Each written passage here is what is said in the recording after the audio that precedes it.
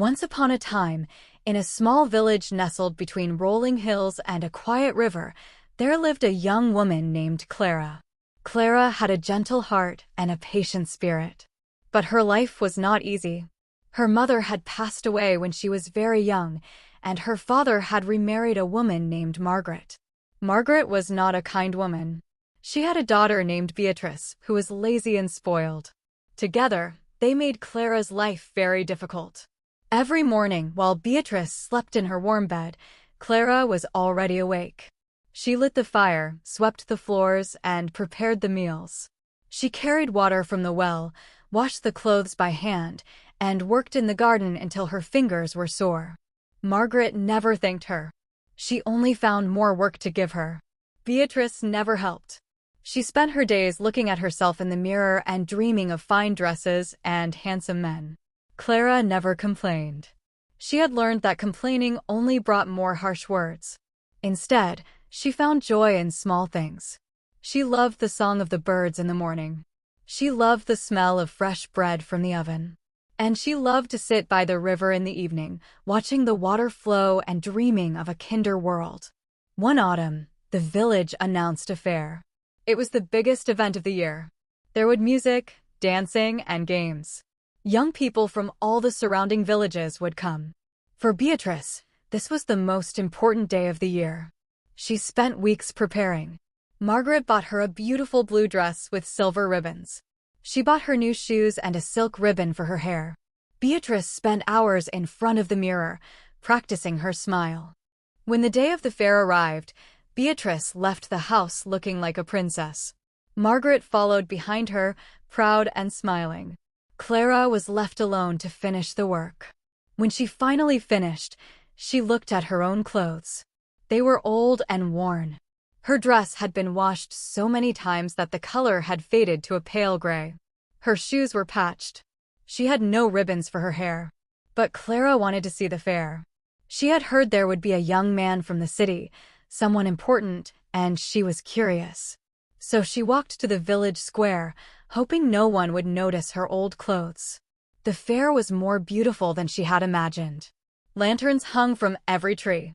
The smell of roasted chestnuts filled the air. Children ran laughing between the tents.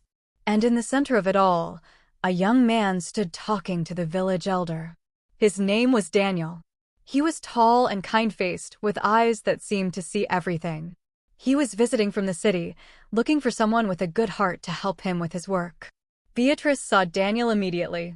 She walked toward him, her blue dress catching the light, her smile perfectly practiced. She tried to speak with him, to catch his attention. But Daniel was polite but distant. He smiled at her, then his eyes moved past her. They searched the crowd. Then he saw Clara. She was standing near a small food stall, watching the children play. Her gray dress was old. Her hair was simple. But her face was peaceful. There was a kindness in her eyes that Daniel had been searching for. He walked toward her. Beatrice watched in disbelief. The young man was ignoring her and walking toward her stepsister in old clothes. She ran to her mother. Margaret's face turned hard. She had a plan. That night, after Clara had gone to sleep, Margaret and Beatrice moved quietly. They found Clara's dress and shoes. They hid them. Then Margaret told Clara that Daniel wanted to meet her the next morning. But when Clara woke up, her clothes were gone. All she had was a thin, worn-out nightgown. Margaret smiled coldly. "Do not worry," Margaret said. "Beatrice will go in your place. They look somewhat alike in the dark. Daniel will never know." Clara's heart broke. But she did not argue. She knew it was useless.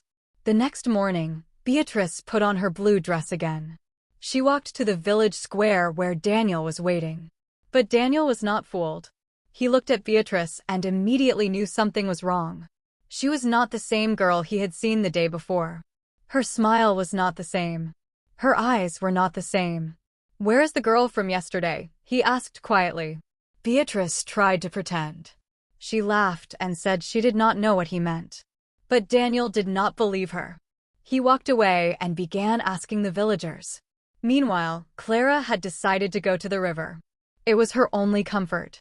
She walked along the path, her thin shoes wet with morning dew. She was so lost in her sadness that she did not see the loose stones on the path. Her foot slipped. She fell hard against the rocks, cutting her arm badly. The pain was sharp and sudden. She cried out. A young man heard her. It was Daniel. He had been walking along the river, searching for her. He found her sitting on the ground, her arm bleeding, her eyes filled with tears.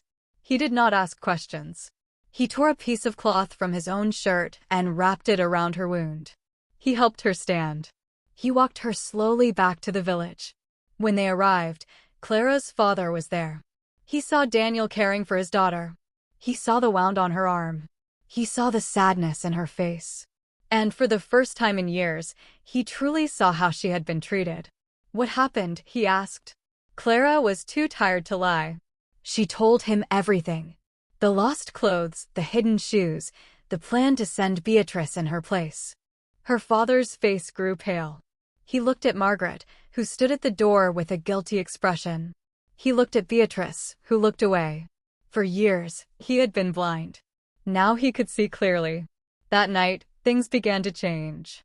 Clara's father spoke harshly to Margaret for the first time.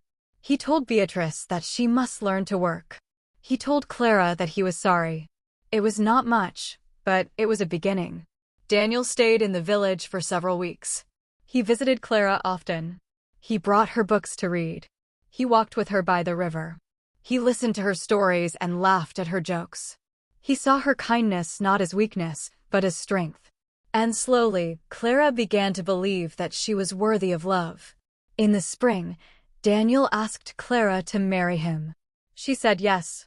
Her father cried with happiness. Even Beatrice, who had learned to be humbler after her mother's plan failed, gave Clara a small gift on her wedding day. Margaret was quiet, but she no longer made Clara work like a servant.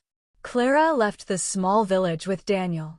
She went to the city, where she discovered a world she had only dreamed of. But she never forgot the lessons of her hard years. She knew what it was like to be treated unfairly. So she became known for her kindness. She helped others who were struggling. She gave work to young women who had nowhere else to go. Years later, people would tell the story of Clara. They would speak of the young woman in gray who was chosen not for her dress, but for her heart. They would remember that true worth is not found in fine clothes or practiced smiles. It is found in patience, in kindness, and in a spirit that does not break even when the world is unkind. Clara lived a long and happy life. She never forgot the fair, the fall, or the man who saw her when no one else did.